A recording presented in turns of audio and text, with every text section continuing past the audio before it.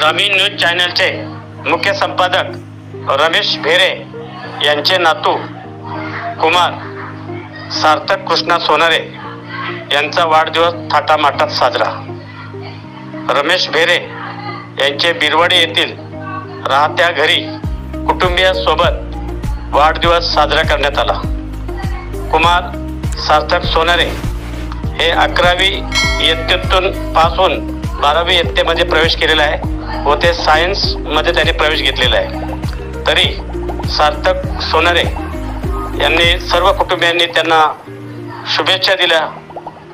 सार्थक सोनारे यांना वाढदिवसाच्या कोटी कोटी शुभेच्छा। त्यांना उदंड आयुष्य लाभो हीच प्रभूचरणी प्रार्थना। जय हिंद।